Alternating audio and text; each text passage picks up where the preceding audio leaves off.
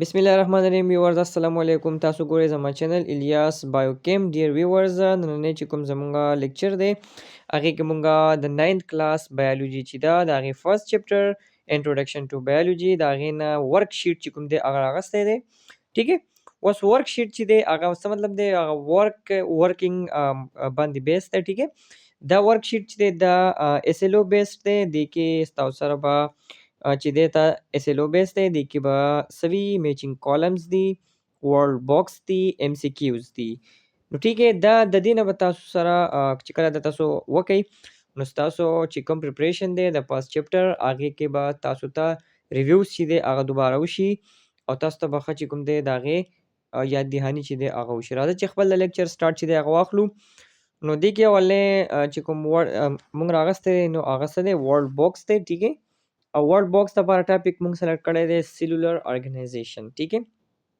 نو دا ټاپک خو به تاسو ویلی او یاد کړی به مې خو موږ د هغې ریوایز کوو او د ورک شیټ په ذریعه باندې ټیک ہے ډیفرنٹ ویوز سره موږ د خپل لیکچر چې دی هغه نن کړی دی ټیک ہے اوس د هغې لپاره ډایرکشن څه دي وایي تاسو ته وایي چې کمپلیټ د پیراګراف دا کوم پیراګراف چې دی دا کمپلیټ کوي د سنه ګیون بیلو ټیک ہے لاندې تاسو ته څه دی تاسو ته ورډز درکړي دي په ورډ باکس کې ان د سپیس پرووایډډ د لاندې چې کوم سپیس دی د هغې کې به تاسو څه کوئ دا کمپلیټ کوئ نو تاسو سره ډیفرنٹ ورډز چې دی هغه درکړي دي هغې کې ویجیټیټیو دی بیا ټیشوز دی باډي دی والواکس دی سنګل دی کولونیل دی یونیسیلولر دی ارګینیلز دی ملټي سیلولر دی انیملز دی فلاورز دی اینڈ پروګز دی ٹھیک ہے دا به اوس مونږ کوو فردر ٹھیک ہے نمبر فرست ډیش ارګانیزم سچ از امیبا نو اوس تاسو ته پته ده تاسو به سیلولر ارګنایزیشن ټاپک ویلی امیبا تاسو ته اشاره درکړله چې ډیش ارګانیزم سچ از امیبا نو امیبا او کم ارګانیزم لکه څنګه چې امیبا دی نو موږ ته دا پته ده چې امیبا څه دی دا یونیسیلولر ارګانیزم دی نو فرست بلینکس کې به تاسو سره راشي یونیسیلولر دلته به موږ ولیکو دا فرست بلینک شو ټیک ہے Chlamydomonas iglina have bodies made of dash cells اوس تاسو ته وایي چې کلیمډوموناس اګلینا دا داسې دي وغیره وغیره د دې باډیز چې دی هغه میډ اف ډیش سیلز ټیک ہے نو د دې چونکې یونیسیلولر شو نو د باډي از میډ اف سنګل سیل سیکنډ ون کې بس تاسو سره راشي یونیسیلولر دلته به تاسو سوري سنګل دلته به تاسو ولګوئ سنګل and its work is distributed among different dash of the cells وای د دې ورک چې دی هغه ډسټریبیوټ شوی دی ډیفرنٹ ډیش اف د سیلز نو سیلز کې څه وي ارګانیلز وي نو د تھرڈ نمبر تھرڈ ون کې بس تاسو سره راشي د کې بس تاسو سره راشي ارګانیلز ٹھیک ہے ډیش از ا گرین الجی ټیک ہے وس کوم چې دی هغه تاسو سره گرین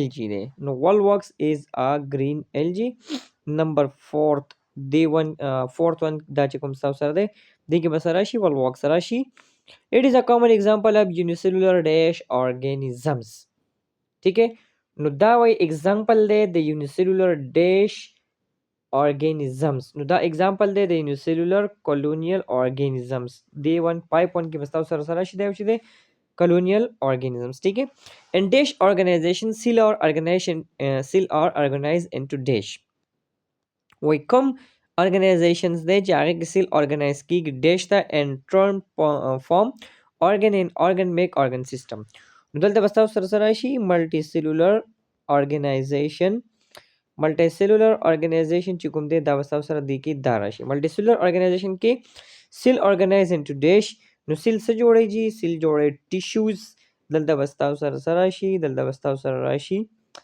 ټیشوز ټیک ہے او بیا وایي چې all plants and dash have multicellular organization نو plants او animals plant او animals نو دیو کې بس تاسو سره راشي جی دی کې به راشي animals the body of plant is made of dash and reproductive organs the plant body چې دا هغه د جوړه ده د dash او د reproductive organs نه نو vegetative and reproductive organs دی کې بس تاسو سره راشي vegetative ٹھیک ہے بیا وایي چې root stem branches and leaves are vegetative root show stem show او branches چې دي leaves دا ستاسو سره vegetative دي while dash are reproductive organs of the plant while flowers are the reproductive organs of the plants ٹھیک ہے similarly the dash of an animals no similarly the body of an animals دی ون کې مستاو سره راشي جی the body of an animal is made of different digestive, ठीक है, and circulatory system. For example,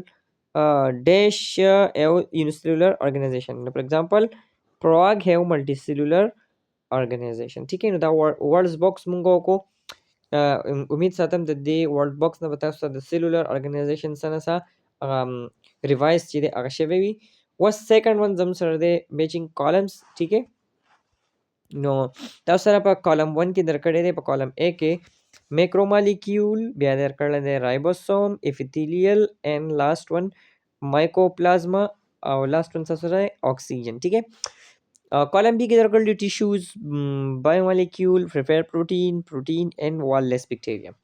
نو فرست ون تاسو سره دی جی macromolecules. ٹھیک ہے، نو دې کې تاسو وګورئ نو macromolecules protein is macromolecule. تاسو سره خیال وکړئ بایو ایلیمنٹ دی. ٹھیک ہے، ایلیمنټس تاسو سره څه جوړوي؟ مالیکیول جوړوي. نو بایو ایلیمنٹ که تاسو وګورئ هغه 16 بایو ایلیمنټس چې دي کوم چې ارګانیزمز جوړ لري، اکسیجن، کاربن، هایدروجن، سلفر، پوټاشیم، اسمره چې دي زم سره 16 ونس. ٹھیک ہے، نو هغې نه بیا څه جوړیږي؟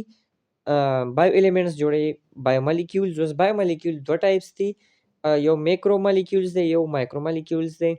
نو میکرو مالیکیولز چې دی د هغې دې سره به ستاسو سره ریویژن هم چې د هغه ټاپک کیږي ورسره. ٹھیک ہے، نو میکرو مالیکیولز چې دی هغه بایو مالیکیولز، ٹھیک ہے، چې د هغې مالیکولر ویټ هایر وي، او مایکرو مالیکیول هغه چې د هغې مالیکولر ویټ څه وي؟ لو وي. نو پروټین از ا میکرو مالیکیول. کریکټ انسر دلته څه دی؟ پروټین دی. اوس پروټین جوړ د څه نه دی؟ پروټین از میډ اف ا سنگل یونټ امینو اسید. پروټین جوړ دی د امینو اسید نه. نو بیا امینو اسید چې دی هغه به ستاسو سره څه وي؟ هغه به ستاسو سره مایکرو مالیکیول وي. ٹھیک ہے، سیکنډ ون از رایبوسوم. اوس رایبوسومز د ځای کې موږ وګورو نو د هغې سره به زموږ سره کریکټ انسر سره راځي. اوس د رایبوسوم فنکشنز که موږ وګورو، ٹھیک ہے، نو د رایبوسوم فنکشن څه دی؟ پریپیر پروټین، یعنی پروټین سنتھیسس دی کوي. نو کریکټ انسر زموږ سره څه دی؟ پریپیر پروټین. بیا تھرڈ ون موږ وګورو epithelial. نو واټ از epithelial؟ epithelial is a tissues. موږ وګورو زموږ سره انیمل کې ټیشوز چې کوم دی epithelial tissues دی، نروس ټیشوز دی، ٹھیک ہے، او کنیکټیو ټیشوز دی، او سکیلیټل ټیشوز دی، ٹھیک ہے، مسکولر ټیشوز دی. نو epithelial چې دی دا زموږ سره څه دی؟ دا ټیشوز دی فاوند ان انیملز. ٹھیک ہے، بیا فورت ون زموږ سره مایکوپلازما. نو واټ از مایکوپلازما؟ مایکوپلازما بیسیکلی زموږ سره کوم بیکټیریا چې دي، بیکټیریا کې بیا وال لیس، لکه موږ وایو بیکټیریا، نو د بیکټیریا سیل وال د څه نه جوړ دی؟ اټ از میډ اف ا میورین. نو اوس هغه بیکټیریا چې هغې کې سیل وال ایبسنټ وي یا دی لیک سیل وال، یعنی وال لیس بیکټیریا ته موږ بیا څه وایو؟ هغې ته وایو مایکوپلازما. ٹھیک ہے، نو دې سره به زموږ سره کریکټ انسر سره راځي وال لیس بیکټیریا. او لاست ون چې دی هغه دی اکسیجن. نو اکسیجن خو موږ څنګه ویله؟ بایو مالیکیولز، یعنی موږ ویله چې بایو مالیکیول بایو څه جوړي؟ سوري، اٹ از ا بایو ایلیمنٹ. ٹھیک ہے، ناٹ ا مالیکیول، اٹ از ا بایو ایلیمنٹ. او بایو ایلیمنٹ موږ څه ویل چې څه جوړي؟ هغه به بایو مالیکیولز جوړي، لکه او بایو مالیکیولز بیا هم سره میکرو مالیکیول او مایکرو مالیکیول. نیکسټ ون راځو موږ چې تاسو ته دا پکچرز درکړي دي. تاسو ته وایي چې د ارګانیزمز belong to these three kingdoms. دا درې فیچر تاسو ته ښکاري د سکرین باندې، وایي دا چې دي دا ډفرنٹ کینګډم سره دي. بیا وایي چې نیم د تھری کینګډمز، د دې درې کینګډمز نیمز والی کوم سره چې دا belong دي. او بیا وایي any two characteristics of the kingdoms. د فالوینګ کینګډمز، دا فالوینګ کینګډمز چې دي د هغې بیا یو دوه کرکټرسټکس چې دي، خصوصیات چې دي هغه ولیکئ. ٹھیک ہے، نو اولنی موږ وګورو نو اٹ از اګریکس مشروم and it is belongs to kingdom kingdom پنجای. ٹھیک ہے، د دې تعلق د کینګډم پنجای سره دی. اوس د هغې کرکټرسټکس که موږ دوه ولیکو نو پنجای چې ده they are heterotrophic. ٹھیک ہے، دا پنجای heterotrophic ده. او بلکې د هغې کرکټرسټک موږ ولیکو نو پنجای د سلوال of پنجای is made of a top complex sugar known as keratin. ٹھیک ہے، نو دا دوه کرکټرسټک د هغې موږ ولیکل. سیکنډ ون که موږ وګورو هم سره بیکټیریا ده. نو بیکټیریا belongs to kingdom مونیرا، د هغې مونیرا سره تعلق ساتي. ٹھیک ہے، مونیرا.